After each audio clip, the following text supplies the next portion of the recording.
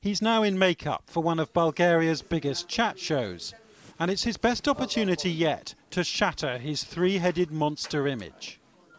Do you feel like Daniel in The Lion's Den? Slightly. Slightly, but I'm rather used to that.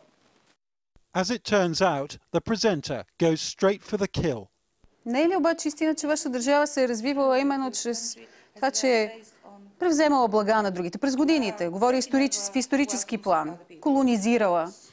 Използвала ефтина работна ръка. Вашето име откъде идва? Фарач.